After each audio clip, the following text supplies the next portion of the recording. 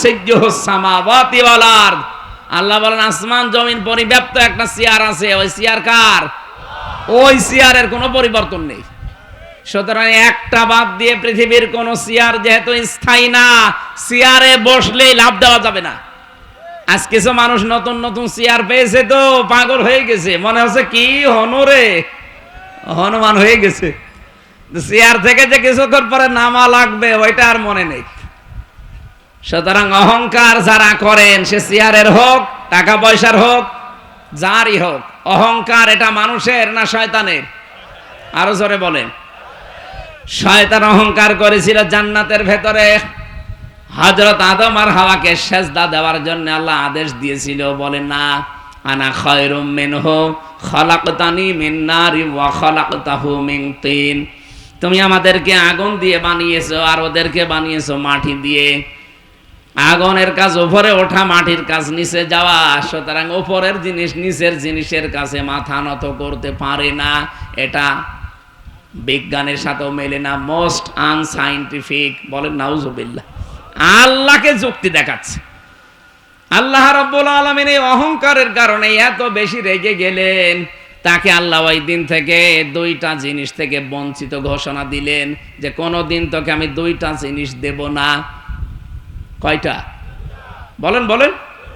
ক্বালা ফাহবিত মিনহা ফামা ইয়াকুনু লাকা আন তাতাকাব্বারা ফিহা ফাখরুজ ইন্নাকা মিনাস সাগিরিন।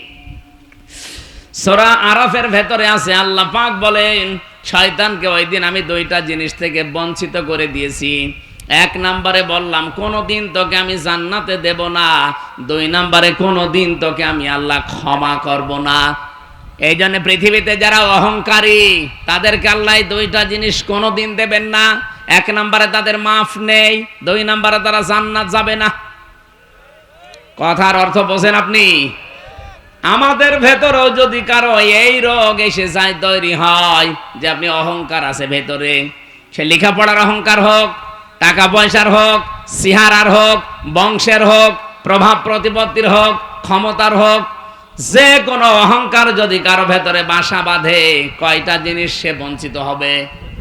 আরো জোরে আর একবার বলেন, আর একবার। এক নম্বরে কোনো দিন আল্লাহ তাকে ক্ষমা, বলেন বলেন। দুই নম্বরে সে কোনো দিন জান্নাতে যাবে। এই জন্য অহংকারী যারা, তাদের একুলও শেষ, আখেরাতও শেষ।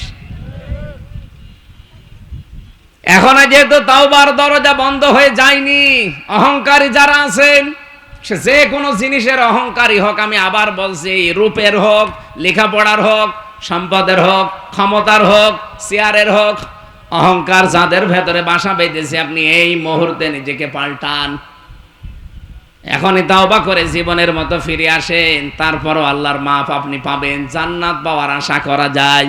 আর যদি নিজের সিদ্ধান্তে অটল থাকেন, অহংকারী হয়ে তাকাব্বুরি নিয়ে থাকেন, কোনোদিন আপনি ক্ষমা পাবেন না, পাচ্ছেনও না, আপনি জান্নাতও পাবেন না।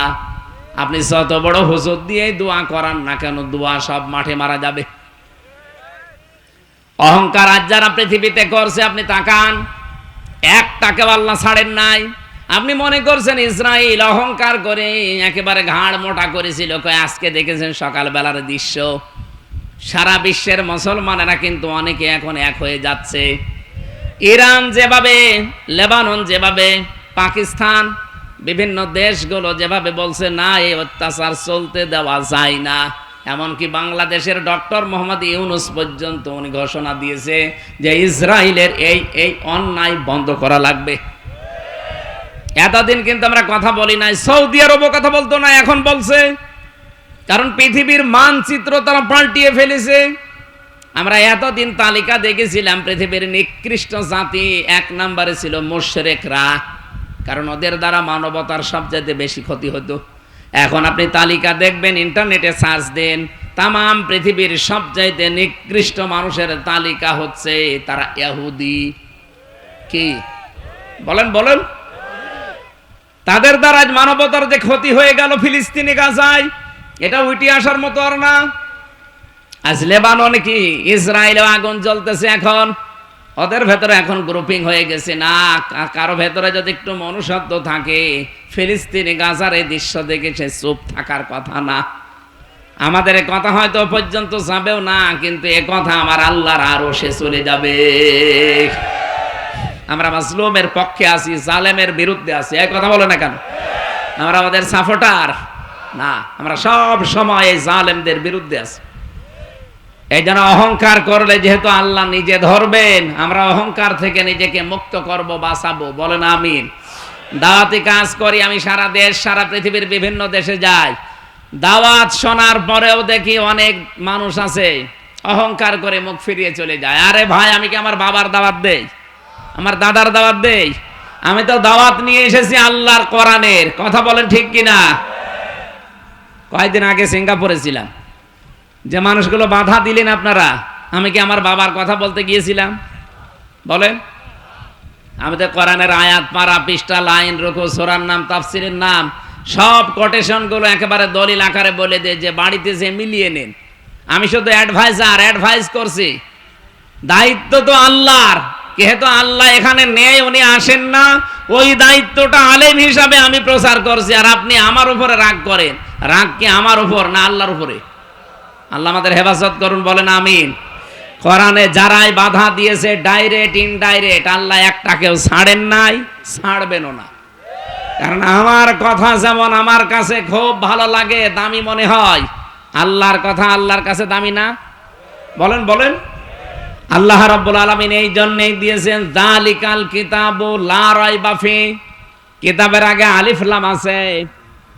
রব্বুল আলামিন বলেন এই একটা মাত্র কিতাব আমি দুনিয়ায় পাঠালাম, যেটার ভেতরে কোনো ভুল নেই, সন্দেহ নেই, অবকাশ নেই। কিতাবের আগে আলিফ লাম দেওয়ার 2 নাম্বার কারণে পৃথিবীতে একটা মাত্র কিতাব আছে যে কিতাব মানুষকে হেদায়েত দিতে পারে। বলেন সুবহানাল্লাহ।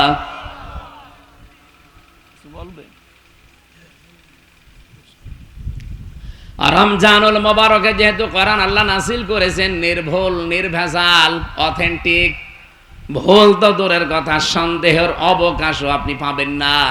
আল্লাহ বলেন কোরআন দিয়েছি কেন জানো?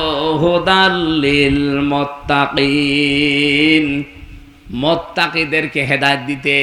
প্রশ্ন আসতে পারে, মুত্তাকি হয়ে গেলে আবার হেদায়েত দরকার কি? মুত্তাকি যদি আমি হয়ে যাই তো আমার হেদায়েত লাগবে কেন?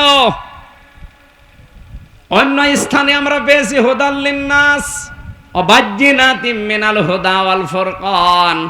কোরআন আমি নাযিল করেছি মানব জাতির হেদায়েতের জন্য। এই খেয়াল করবেন, এখানে প্রথম বললেন আমি মুত্তাকিদের হেদায়েত দেব কোরআন দিয়ে। দ্বিতীয়ই পেয়েছি সূরা বাকারা 185 নম্বর আয়াতে যে আমি কোরআন দিয়েছি মানব জাতির হেদায়েতের জন্য। 3 নম্বরে সূরা নাহলের 89 নম্বর আয়াতের শেষের দিকে পাবেন হুদাল লিল মুসলিমিন। এ কোরআন আমি দিয়েছি মুসলমানদের হেদায়েত দেওয়ার জন্য। আল্লাহর কথা কয় রকম পেলাম? বলেন বলেন। কথায় পর্যন্ত বুঝেছেন কিনা বলেন?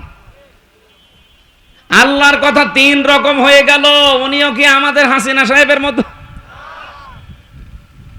সকালে এক কথা বলে, বিকালে বলে না আমি এটা বলি নাই?